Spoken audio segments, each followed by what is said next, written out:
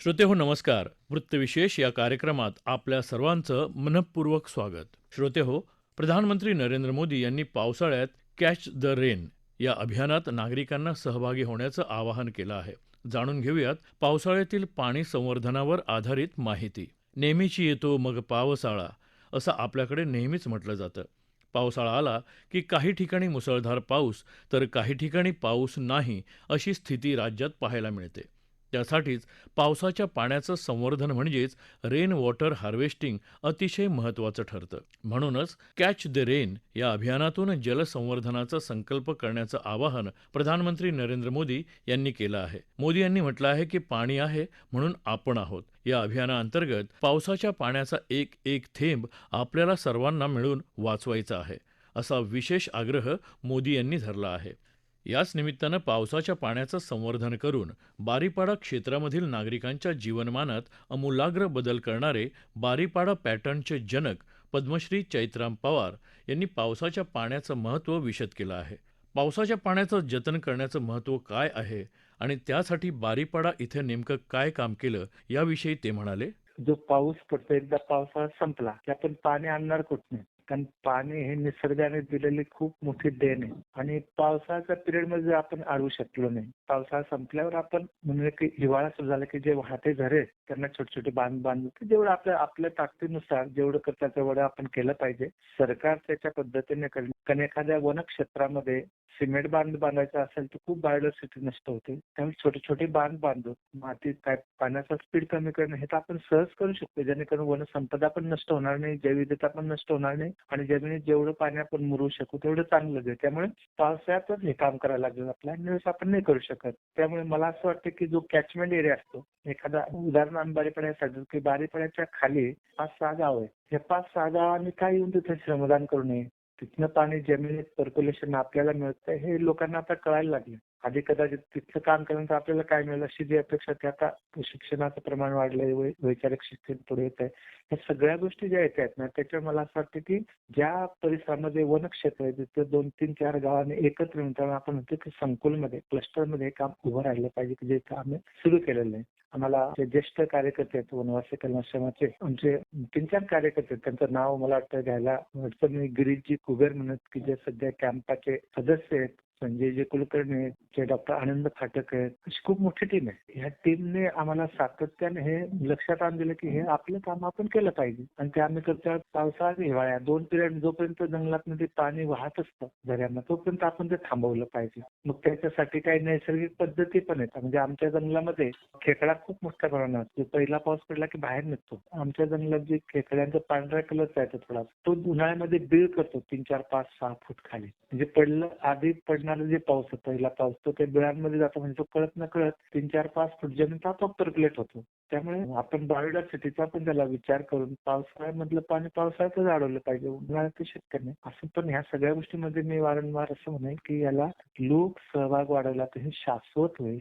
ह्या सगळ्यांचा आपल्याला कसा उपयोग करून घेता येईल आणि शेवटी कमी पाण्यावर येणारी पीक पद्धती हे पण आपल्याला विचारात घ्यायला लागेल आणि ह्या सगळ्यांचं व्हॅल्यू ॲडिशनल करून इथलं जीवनमान उंचवण्यासाठीचं काय करता येईल, स्थानिक संसाधनांवर आधारित असा हा जलला जोडलेला आपला विषय. जलला जंगल असेल तर जल आणि जल असेल तर शेती म्हणजे माणूस, हे सगळं चक्र आहे. चक्र सातत्याने ठेवण्यासाठी आपल्याला पावसाळ्यातच हे काम करायला खूप पाऊस त्यावेळेस नको करूया, पण हिवाळा सुरू झाला ज्यावेळेस पाऊस कमी होतो आणि वाहून जाणारे जरे गडगड वाहतात त्यावेळेस आपण काम केलं पाहिजे असं वाटतं. जल, जंगल, जमीन आणि जीवन यावर त्यांनी मुख्यतः काम केलं आहे. ते एकमेकांशी कसे निगडीत आहेत आणि बारीपाडा पॅटर्न नेमका काय आहे याविषयी त्यांनी सांगितलं. आमचं बारीपाडा हे छोटंसं गाव 3 जिल्ह्यांच्या सीमेवर आहे. धुळे, नाशिक आणि गुजरात मधला डांग जिल्हा. आम्ही साधारण 91 मध्ये काम सुरू केलं. पण काम सुरू करताना आम्ही एक 5,000 वृक्ष लागवड करून आमचं काम थांबलं. आम्हाला दिशा नव्हती कारण गावाची स्थिती खूप वाईट होती. व्यसनाचं प्रमाण खूप होतं. आरोग्याची कुठली सुविधा नाही, शिक्षणाची कुठली सुविधा नाही आणि पाणी पण नव्हतं, शेती पण विकसित. अशा ह्याच्यात ह्या गावाने कसं पुढे यावं असा एक प्रश्न होता आणि त्या काळामध्ये आम्हाला वनवासी कल्याणाश्रमाची भेट झाली आणि वनवासी कल्याणाश्रमाच्या प्रेरणेतून आम्ही काम सुरू केलं. काम करताना लक्षात आलं की लोक सहभाग घ्यायला लागेल आणि जोपर्यंत लोकांचा सहभाग वाढतो तोपर्यंत आपण आपण कुठलंही काम करू शकत नाही. असा विचार करून आम्ही शेजारचं जे वन आहे ते वन सांभाळायला सुरुवात केली. कारण वन हे जंगल हे जलशी निगडीत आहे. जंगल असेल तर जल आहे आणि जल असेल तर शेती आणि शेती असेल तर माणूस. हे माणूस विस्थापन जे होते ते थांबवायचं असेल तर आपल्याला हे काम करायला लागणार. असा मनात विचार घेऊन आम्ही टीम वर्क केलं आणि गावाची पूर्ण टीम एकत्र येऊन आपण काय करू शकतो, सरकार करेल तेव्हा करेल. आपण आम्ही 91 ला हा विषय सुरू केला. आम्ही वनासंदर्भात काही नियम केलेत की वॉचमॅन गावात असला पाहिजे, त्याला मानधन गावाने दिलं पाहिजे, त्याला राखणदार गावाने केलं पाहिजे, सरपंच आणायचं हे गावाने ठरवायचं, असे नियम केले आणि ते नियम गावकरी पाळायला लागले.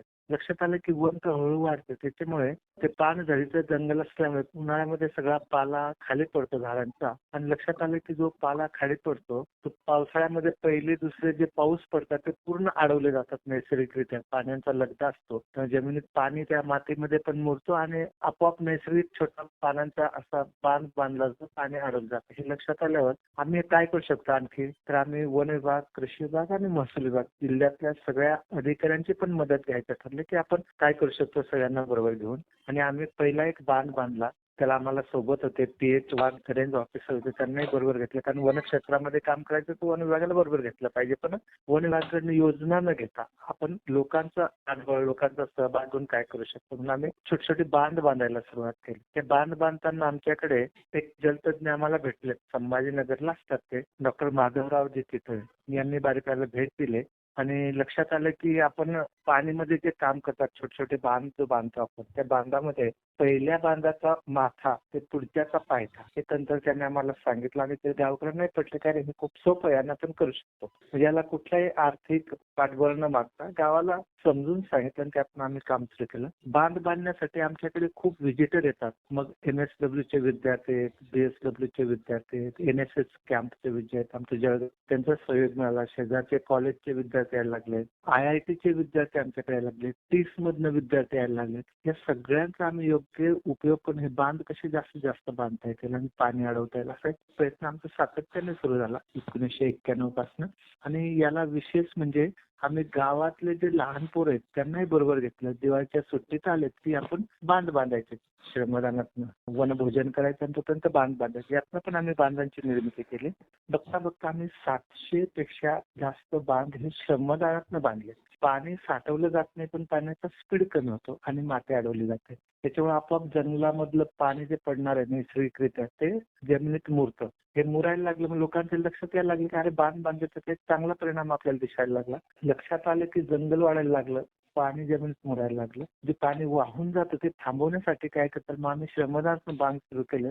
मग वन विभागाने पण त्याच्यात काम करायला सुरुवात केली. महसूल म्हणजे जे कृषी क्षेत्र तिथे कृषी विभागाने पण सुरू केलं. महसुलात सगळ्यांनी मिळून बारीपाड्यामध्ये काम केलं. सिमेंटचे बांध आहेत ते कृषी विभागाने केले, जंगलामध्ये जे मोठे बांध आहेत ते वन विभागाने केलेत. पण जे छोटी छोटी काम आहेत ते आम्ही करत गेलो आणि शासनाची मदत पण आम्हाला मिळत गेली. म्हणून आम्ही म्हणतो की हे टीम वर्क आहे, सगळे म्हणून आपण काय करू शकतो असं म्हणून आम्ही गेली 34-35 वर्ष पूर्ण होतात आम्ही जंगल, जल, जमीन, जन आणि पशुधन अशी 5 बिंदू त्याला जोडले. लक्षात आलं की छोटे छोटे बांध बांधले पण पाण्याची पातळी वाढली. आमच्याकडे पावसाळ्यामध्ये सगळ्या विहिरी या ओव्हरफ्लो होतात. आम्हाला पावसाळ्यामध्ये आता वेगळं रेन वॉटर करायची गरज नाही. पण आमचं गाव उंचावर असल्यामुळे ते पाणी सगळं वाहून जातं म्हणून आम्हाला ते बांध बांधायला लागले आणि त्याचा परिणाम आमच्या विहिरींना पाणी आलं. असं गावाची गरज भागून आम्ही 2-3 पाड्यांना पिण्याचं पाणी सप्लाय करतो. बारीपाडा हे नैसर्गिकरित्या अशा पद्धतीचं आहे की त्याचं पडलेलं पाणी जे पर्क्युलेशनने खाली 4-5 हेक्टरला पाणी मिळतं. म्हणजे आम्ही आमच्या गावाचा जो सर्व्हे केला 91-2 मध्ये 2-3 विहिरी होत्या, 2-3 एकर बागेत होत्या. आता 250 एकरपेक्षा जास्त क्षेत्र हे आमचं दुबार पिकाखाचं आहे. म्हणजे पाणी आल्यामुळे लोकांचं मायग्रेशन थांबलं, पाणी आल्यामुळे लोक शेतीकडे वळाले, पाणी आल्यामुळे नगदी पिकं यायला लागली, त्याच्यावर विस्थापन आपोआप थांबलं. मग आमची शाळा थोडी नियमित सुरू झाली, आरोग्यामध्ये काम करणं सोपं झालं. विस्थापन थांबल्यामुळे आम्ही शेतीमध्ये चांगलं काम करू शकतो. आम्ही राहुरी कृषी विद्यापीठ आणि दापोली कृषी विद्यापीठ या दोघांची आम्ही मदत घेऊन दापोलीच्या प्राध्यापकांनी आम्हाला कंद लागवडीचं प्रशिक्षण दिलं. दापोलीच्या काही रिटायर्ड प्राध्यापकांनी जनसेवा फाउंडेशन म्हणून संस्था स्थापन केली आणि त्यांनी शेती आणि जल या विषयामध्ये खूप चांगले आम्हाला डॉक्टर दत्तरदार म्हणून त्यांनी चांगलं काम केलं. तर आम्ही असं म्हणतो की गाव संघटित झालं, लोक सहभाग वाढला म्हणून आम्ही 2-3 गावांना पाणी पुरवू शकलो. आम्ही गावाच्या पाण्याची गरज भागवून शेतीला पण ते पाणी उपलब्ध झालं. तर आम्ही जंगल, जल, जमीन, जन आणि पशु हे टार्गेट केलं. याच्यामध्ये सरकारकडनं कमीत कमी मदत घेणं आणि लोकांनी जास्तीत जास्त सहभाग घेणं, यातनं आम्ही हे सगळं उभं केलंय. आम्ही असं म्हणतो की याचं एक गाव करून चालणार नाही, याचा विस्तार व्हायला पाहिजे म्हणून आम्ही आता एक संकुल केलाय 25 गावांचा आणि त्या 25 गावातल्या तरुणांना एकत्र करून त्रैमासिक बैठक घेतो आणि आपल्या वनक्षेत्रामध्ये, आपल्या गावामध्ये पाणी अडवण्यासाठी, वन संवर्धनसाठी, शेती विकसितसाठी, विस्थापन थांबवण्यासाठी आपण करू शकतो.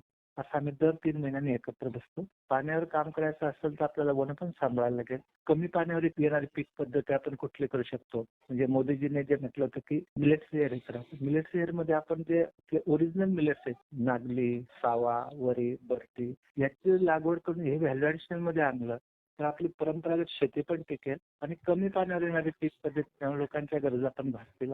जंगल, जल, जमीन, तण आणि पशु हे एकत्र करायला लागेल आपल्याला. शेवटी पाणी विषयक काम करायचं यांना लिंक करायला लागेल आणि आपण म्हणतो ना की हे पुढच्या पिढीसाठी आपल्याला करायला लागेल. आपण आत्ताचा विचार न करता म्हणून आम्ही म्हणतो की ह्या ज्या 5 बिंदू आहेत ना, याचं संरक्षण, संवर्धन आणि पुनर्निर्माण असं आपल्याला सरकारच्या योजना पण घ्यायला लागतील. पण गाव सक्षम पाहिजे, गावाचं संघटन पाहिजे. पावसाच्या पाण्याची साठवणूक किंवा संवर्धन करण्यासाठी लोकसहभाग किती महत्त्वाचा आहे यावर त्यांनी आपलं मत मांडलं.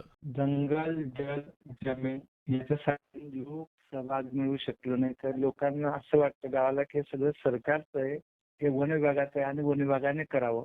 ही मानसिकता विकसित जाते. म्हणून आपण म्हणतो की लोकांना जर वाटलं की हे जंगल आमचं आहे, आमच्या गावा शेजारी पडणारं पाणी अडवायची जबाबदारी आमची आहे, आमच्या शेजारी शेती विकसित करायची जबाबदारी आमची आहे. सरकार तर त्याचं काम करणारच आहे. पण लोकांच्या मनामध्ये हा भाव निर्माण करणं, किंबहुना आपण असं म्हणू शकतो की जंगल, जल, जमीन ही राष्ट्रीय संपत्ती.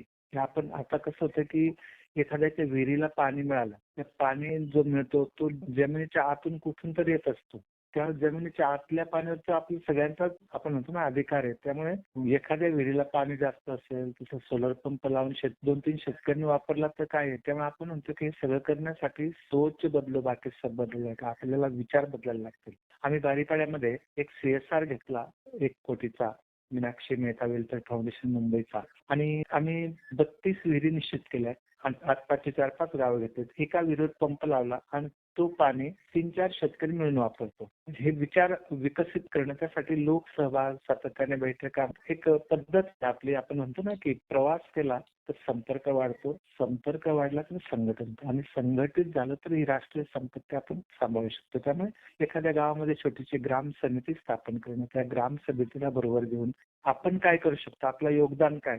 कसं असतं की एखादा रेंज ऑफिस असतं, त्या रेंज ऑफिसमध्ये त्या रेंजमध्ये 30-40 कर्मचारी असतात आणि वनक्षेत्र खूप मोठं असतं. आपण वन विभागाच्या अधिकाऱ्यांची वाट बघायची की चोरी आपण थांबवायची. हे गावाला क्लिक झालं मला वाटतं की तर आपण ही खूप मोठी मजल मारू शकतो. त्यामुळे लोकसहभाग हा अत्यंत महत्वाचा आहे. लोकांना वाटलं पाहिजे की आपली संपत्ती आपल्याबरोबर राष्ट्राची संपत्ती. असं होण्याचं संवर्धन करणं, जंगल, जल सुद्धा आपण कोणाचं नाही, ते जर आपण अडवलं तर वाहून जाणार ते. खाली समुद्राला जाऊन मिळणार. तर ते जेवढं अडवता येईल ते कोणाला त्याचा फायदा होता हा विषय न करता आपण तो अडवण्याचा प्रयत्न करू शकतो का. म्हणून आम्ही म्हणतो की लोकसहभाग अत्यंत महत्वाचा आहे आणि हे राष्ट्र आधीची जी भावना मनात आहे ती रुजवायचा आपण प्रयत्न केला पाहिजे की ही राष्ट्रीय संपत्ती. विचार बदला, बाकी सगळं बदलेल. पण विचार बदलायची खूप गरज आहे असं मला व्यक्तिगत पण वाटतं. आमची जी संघटना, आमचा जो ग्रुप आहे सगळ्यांना ते वाटतं की ही राष्ट्राची संपत्ती. आपण जंगलामधनं जे ऑक्सिजन निर्माण होतं ते आपण काही बलूनमध्ये भरून नाही शकत, ते सगळ्यांनाच जातं ना. तर सगळ्यांसाठीचं काम आहे. फक्त वनसंपदा, जलसंपदा, भूसंपदा हे आपलं बँक बॅलन्स आहे भविष्यासाठी, ज्या ज्या गावामध्ये सगळं उपलब्ध आहे. हे लोकांनी नीट सांभाळलं पाहिजे आणि केव्हा सांभाळतील तर लोक सहभाग असतील तर ते सांभाळतील, नाही ते सांभाळणार नाही. पावसाळा सुरू झाला आहे आणि याच पावसाच्या पाण्याचं जतन करण्याचं आवाहन प्रधानमंत्री नरेंद्र मोदी यांनी केलं आहे. ते किती महत्त्वाचं आहे याविषयीची यशोगाथाच बारीपाडा पॅटर्नमुळे आपल्या समोर उलगडली आहे. अशाच प्रकारे प्रत्येक गावानं लोकसहभागातून नियोजन केलं तर पावसाच्या पाण्याचा समान वापर होऊ शकेल. श्रोते हो, आपला वृत्तविशेष हा कार्यक्रम आपण न्यूज ऑन AIR या ॲपवरही लाईव्ह ऐकू शकता. यासोबतच आमच्या मुंबई एअर न्यूज या यूट्यूब वाहिनीवर कार्यक्रमाचं ध्वनिमुद्रण आपल्याला कधीही ऐकता येईल. याबरोबरच आजचा वृत्तविशेष हा कार्यक्रम संपला. हा कार्यक्रम आकाशवाणी मुंबईच्या प्रादेशिक वृत्त विभागानं सादर केला. संपादक आणि सादरकर्त्या संगीता गोडबोले, निर्मिती सहाय्य स्मिता दळवी, लेखन आणि समन्वय शिवानी जोशी आणि निवेदन शैलेश मोहिते.